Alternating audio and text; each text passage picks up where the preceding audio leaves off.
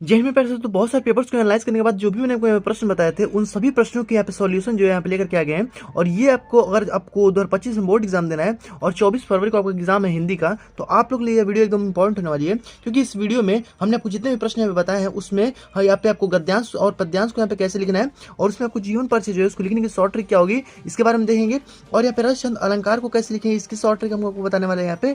और श्रवण कुमार का जो चरित्र है इसके बारे में मतलब देखने वाले हैं बहुत ही आसान तरीके से, और कैसे आपको लिखना है अपने बोर्ड एग्जाम में वो भी आपको यहाँ पे जो क्लियर हो जाने वाला है। ठीक है, तो ये एक वीडियो आपके बोर्ड एग्जाम के लिए आपको 95% मार्क जो होगी आपको यहाँ पे पक्का कराने वाली है। तो बस आपको यहाँ पे केवल ध्यान से देखते चलना है, सारे प्रश्नों को आपको नोट करना है। ठीक है, और जैसे जैसे मैं आपको बता रहा हूँ वैसे आपको बोर्ड एग्जाम में भी लिखना है, तो आपको अच्छे नंबर आपको बोर्ड एग्जाम देखने को यहाँ पे मिलने वाला है। ठीक है,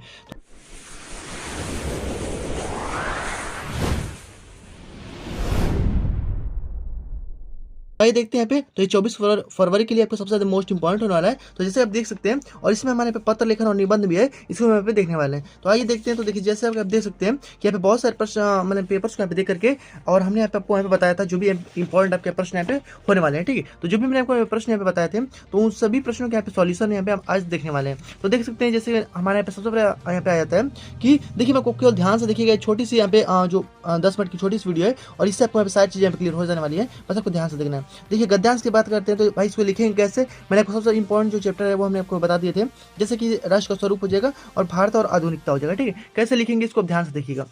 जैसे मान लीजिए हम ले लेते हैं राष्ट्र का स्वरूप को ही, ठीक है, और इससे हम आपको बताते हैं कि आपको लिखना कैसे। जैसे मान लीजिए कि हमारे यहाँ पे राष्ट्र का स्वरूप वाला हमने यहाँ पे चैप्टर को लिया हुआ है और यहाँ पे हमने लिख लिया है एक, मान लीजिए हमने जो मतलब गद्यांश है इसको हमने यहाँ पे लिख लिया है। तो देखिए जैसे मान लीजिए हमारे यहाँ पे यहाँ से लिखा हुआ है कि भूमि भूमि पर, और यहाँ पे डॉट डॉट करके हमने यहाँ पे लिखा हुआ है पूरा जो कि आवश्यक धर्म है, यहाँ तक हमने लिख दिया है। और उसमें आपको यहाँ पे 5 प्रश्न ऐसे आपको यहाँ पे दिए जाएंगे, तो अब इसको लिखेंगे कैसे अपने एग्जाम में, इसको आप थोड़ा ध्यान से देखिएगा। जैसे मान लीजिए आपका यहाँ पे पहला प्रश्न दिया गया कि गद्यांश का संदर्भ सहित आपको यहाँ पे व्याख्या करना है, यानी उसको लिखना है। तो देखिए कैसे लिखेंगे, सबसे पहले आप लिखेंगे यहाँ पे संदर्भ। ठीक है, संदर्भ आप लिख देंगे और यहाँ पे लिखेंगे प्रस्तुति गद्यांश हमारी पाठ्य पुस्तक हिंदी के राष्ट्र के स्वरूप नामक पाठ से लिया गया है, इसके लेखक जो है वासुदेव शरण अग्रवाल जी हैं। ऐसे आपको केवल लिख देना है और इसमें कुछ भी आपको करना नहीं। आपका इसमें ये जो भी आपका होगा यहाँ पे 2 नंबर का होगा, आपका यहाँ पे क्लियर हो जाने वाला है, क्योंकि गद्यांश जो है आपका यहाँ पे टोटल आपके यहाँ पे 10 नंबर के एग्जाम में यहाँ पे पूछे जाते हैं। तो ध्यान रखिएगा, केवल इतना आप लिखेंगे आपका 2 नंबर काम यहाँ पे हो जाएगा। ध्यान रखिएगा। अब इसको भाई पहचानेंगे कैसे कि भाई ये राष्ट्र का स्वरूप का ही है या फिर भाषा और आधुनिकता का ही है, तो मैं आपको शॉर्ट ट्रिक बताता हूँ। अगर राष्ट्र का स्वरूप अगर कोई भी मतलब देगा ना पद्यांश, तो उसमें आपको राष्ट्र से संबंधित कोई भी चीजें उसमें लिखी हुई आपको यहाँ पे मिलेंगी। ठीक है, राष्ट्र से संबंधित आपको उसमें लिखी हुई मिलेंगी। ठीक है, जैसे मान लीजिए आप प्रश्नों में भी देख लीजिएगा कि कहाँ पे राष्ट्र हमारा लिखा हुआ आया हुआ है। ठीक है, तो आप देख लीजिए जैसे हमारे यहाँ पे राष्ट्र लिखा है, यहाँ पे राष्ट्र लिखा है। ठीक है, तो इस प्रकार से आप पकड़ सकते हैं कि कौन सा यहाँ पे किस लेसन का यहाँ पे हो सकता है। तो ये आप इस प्रकार से लिख दीजिएगा और इसके वासुदेव शरण अग्रवाल जी है। ठीक है, तो ये आपको क्लियर हो गया। आगे हम बात करते हैं। अब दूसरा हमारा प्रश्न देखिए कि राष्ट्र के प्रति हमारा आवश्यक कर्तव्य क्या है, तो इसको आप देख लीजिए भाई कैसे लिखना है। तो देखिए लेखक कहते हैं, सबसे पहले आपको ऐसे लिखना है कि लेखक कहते हैं कि भूमि का निर्माण जो है वो देवों ने किया है, उसके भौतिक रूप सौंदर्य और समृद्धि के प्रति संचेत होना हमारा आवश्यक कर्तव्य। तो बस केवल इतना ही आपको लिखना है, इससे बाहर आपको कुछ भी नहीं लिखना है। आपको यहाँ पे पद्यांश दिया होगा उसी में से आपको यहाँ पे ढूंढ करके यहाँ पे इसको लिख देना है और इसमें कुछ करना नहीं है। ठीक है, तो मैंने आपको यहाँ पे शॉर्ट में मतलब कि लिखा हुआ है केवल इस प्रकार से आपको पूरा गद्यांश जो है यहाँ पे सब मिलने वाला है। तो आपको इस प्रकार से शॉर्ट ट्रिक से एकदम आसान तरीके से आपको यहाँ पे लिख देना है। आगे हम बात करते हैं। अगर अगला हमारा प्रश्न देखें किस प्रकार से राष्ट्रीयता को लेखक ने निमूर्त कहा है, ठीक है, सॉरी निमूल कहा है, तो इसको हम देख लेते हैं भाई कैसे कहा है। तो देखिए लेखक कहते हैं कि जो राष्ट्रीयता पृथ्वी के साथ नहीं जुड़ी, यानी जो पृथ्वी के साथ जुड़ी नहीं है, उसी को क्या कहा है कि इन्होंने निर्मूल कहा, यानी उसका कोई भी मूल यहाँ पे नहीं होने वाला है। तो ये जो कि केवल बस इतना आप लिख देंगे, आपको यहाँ पे 2 नंबर का आपका यहाँ पे हो जाने वाला है। आगे हम बात कर लेते हैं कि यहाँ पे देखिए यह पृथ्वी सच्चे अर्थों में क्या है, ये आपको कैसे लिखेंगे भाई। तो देखिए यह भाई पृथ्वी जो है सच्चे अर्थों में क्या है, तो लेखक कहते हैं, सबसे पहले आपको ध्यान रखिएगा, मैं आपको देखिए बार बार इस सब में लिखा हूँ कि लेखक कहते हैं। ठीक है, ये आपको लिखना जरूरी है। लेखक कहते हैं कि यह पृथ्वी जो है सच्चे अर्थों में राष्ट्रीय विचारधारा की जननी है। ठीक है, यानी जो भी राष्ट्रीय विचारधाराएं हैं उसकी जननी यानी माँ मानी जाती है। ठीक है, तो ये आपको ध्यान रखना है, मोस्ट इंपॉर्टेंट हो जाएगा।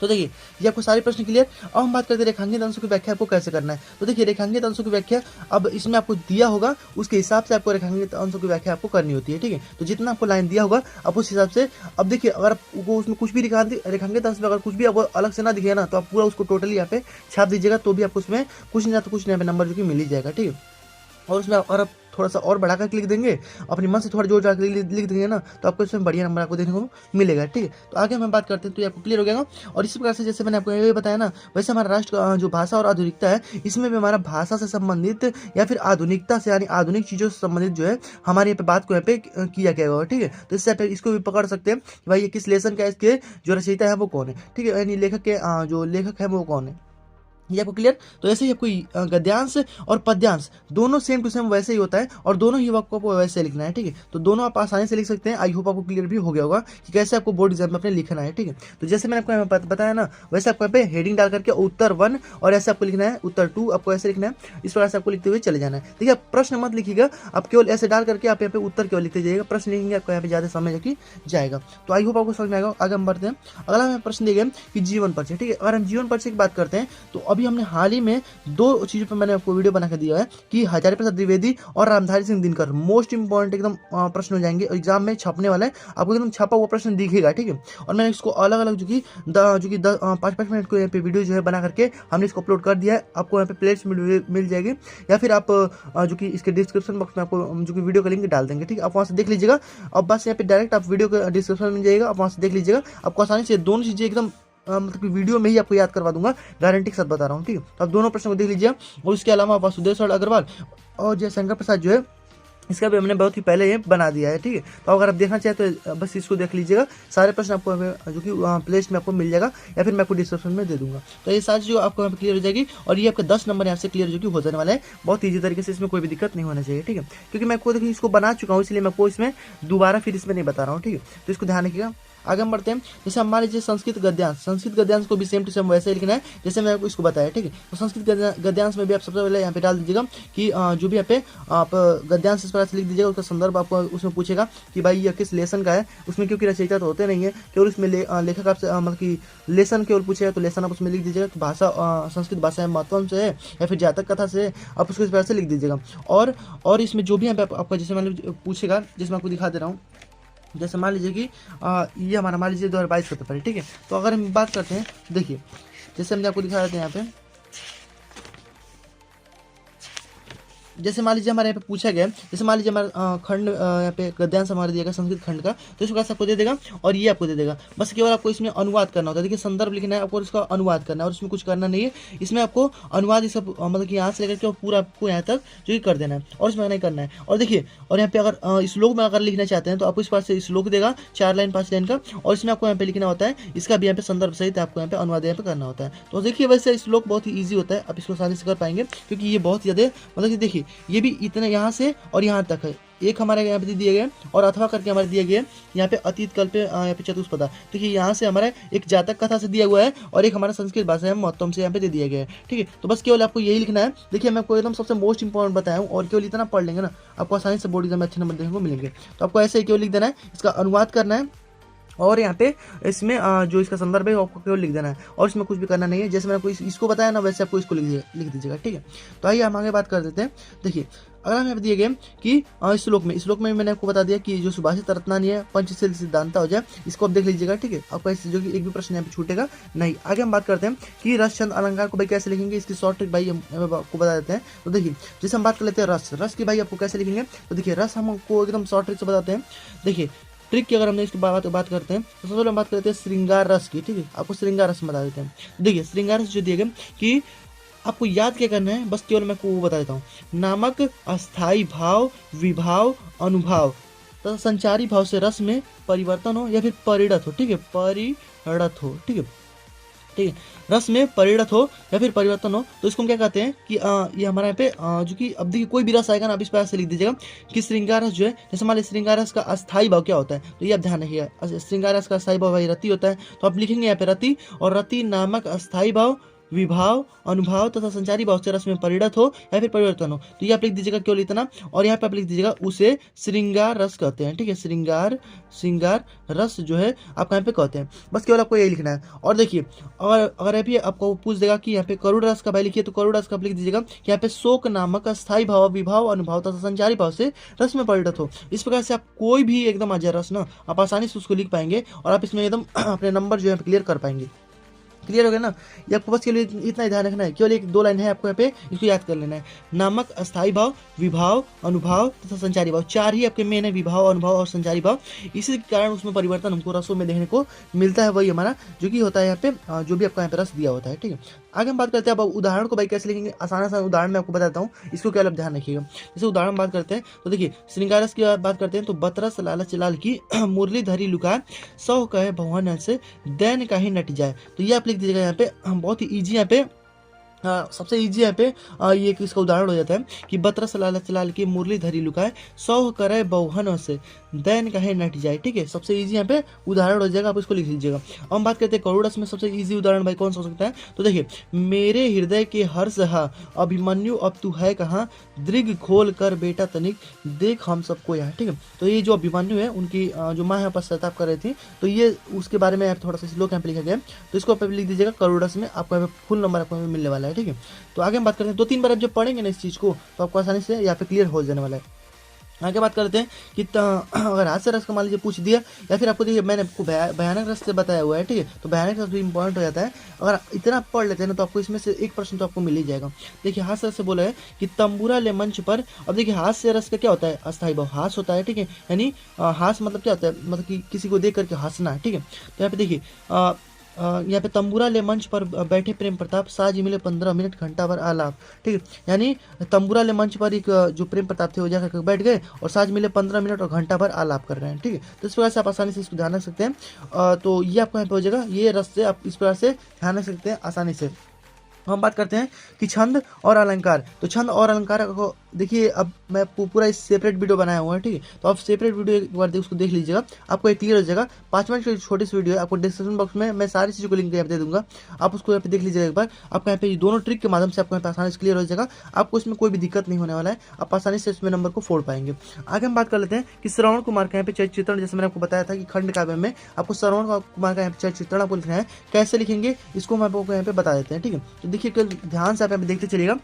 तो देखते हैं यहाँ पे सबसे आसान तरीके से इसको भी हम देख लेते हैं यहाँ पे। तो जैसे आप देख सकते हैं यहाँ पे कि हमारा प्रश्नोत्तर संख्या यहाँ पे 7 इस प्रकार से आपको पूछेगा, तो आपको ऊपर यहाँ पे डाल देना प्रश्नोत्तर संख्या 7, और आपको लिखना कैसे है तो इसको ध्यान से देखिएगा।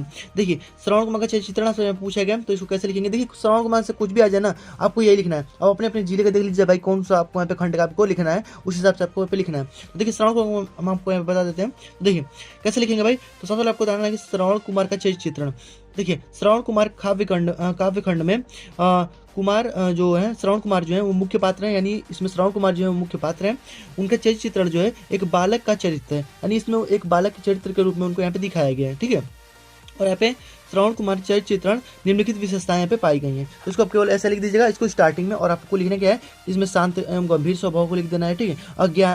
आत्मज्ञानी पितृभक्ति, इस प्रकार से आपको लिखना है। देखिए शांत एवं गंभीर स्वभाव कैसे लिखेंगे भाई, वो एकदम शांत और एकदम गंभीर स्वभाव के थे। जैसे श्रवण कुमार के माता पिता तपस्वी थे और आश्रम के शांत वातावरण में जो कि पालन पोषण होने के कारण अतः माता पिता के संस्कारों और आश्रम के वातावरण से उनके जीवन पर प्रभाव पड़ा। भाई स्वाभाविक सी बात है कि कोई भी अगर शांत वातावरण में रहेगा, उसका भाई जो मतलब कि माइंड होगा यानी दिमाग जो होगा उसका विकसित होगा, और एकदम वो शांत रहने का प्रयास करेगा, ठीक है, और एकदम गंभीर हो जाएगा। तो ये आपको चूंकि इनके माता पिता जो है ना वो आश्रम में रहते थे, तो इसके कारण वो भी एकदम शांत वातावरण में एक जंगल में रहने के कारण वो भी एकदम शांत एवं गंभीर स्वभाव के यहाँ पे हो गए थे। तो इसे आपको यहाँ पे लिख देना है। आगे हम बात करते हैं कि आत्मज्ञानी, और वो आत्मज्ञान भी भाई हो गया था। जो भी भाई जो अकेले में रहेगा, जो अपने आप को ज़्यादा समय देगा, वो भाई मतलब कि सिंपल सी बात है कि यहाँ पे आत्मज्ञानी तो होगा ही, यानी उसको बहुत ज़्यादा ज्ञान चीज़ हो जाएगा, ठीक है। तो देखिए श्रवण कुमार अभी बालक ही थे, किंतु माता पिता के संस्कारों के कारण उन्हें आत्मज्ञान हो चुका था, वो मृत्यु के अनिवार्यता को समझता था, ठीक है।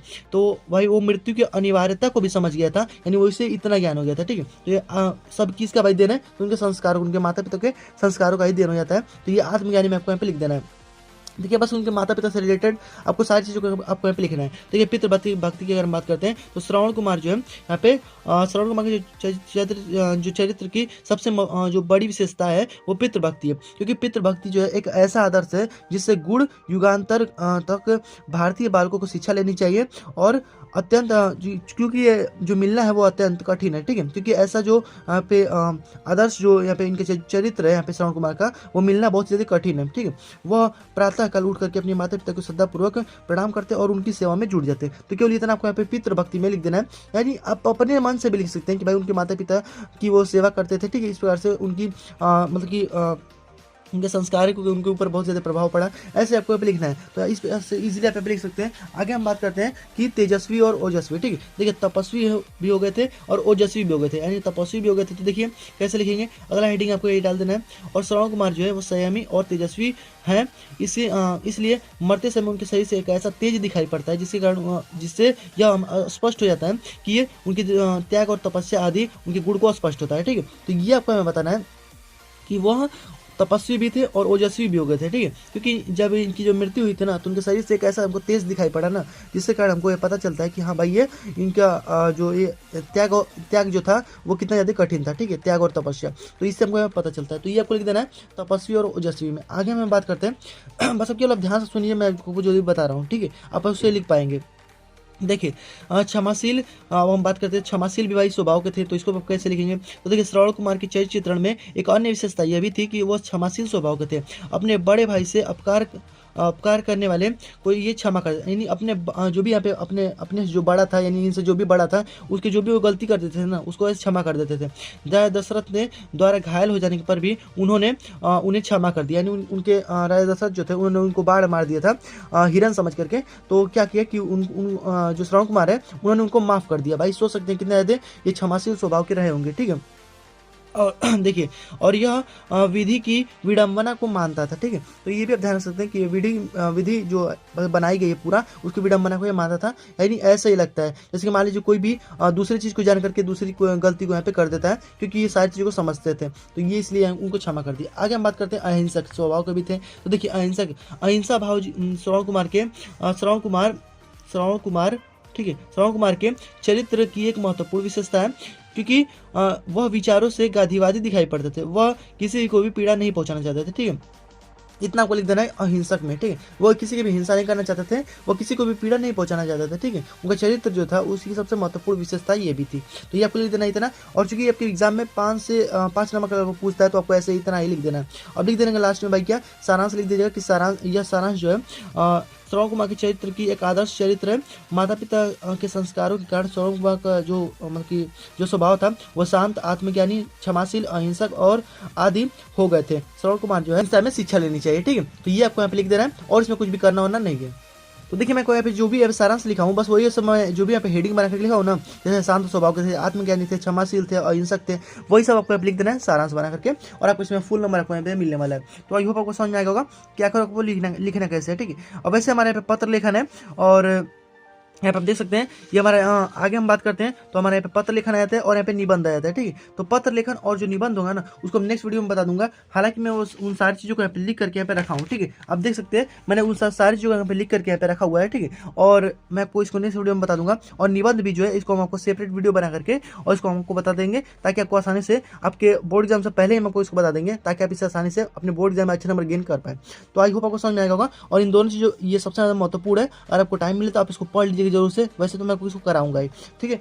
तो बस आज की इस वीडियो में इतना रहना देते हैं। आई होप आपको सारी चीज़ें समझ में आ गई। अगर आपको बोर्ड एग्जाम में लिखना है कैसे, ठीक है, तो मैंने आपको यहाँ पे जो भी चीज़ें यहाँ पे मैंने आपको लिखा था कि गद्यांश पद्यांश भाई कैसे लिखना है, जीवन परिचय को भाई शॉर्ट ट्रिक मैं आपको वीडियो का लिंक जो डिस्क्रिप्शन बॉक्स में डाल दूंगा, ठीक है। और अलंकार का भी मैं आपको डाल दूंगा, क्योंकि रस तो मैंने आपको बता दिया।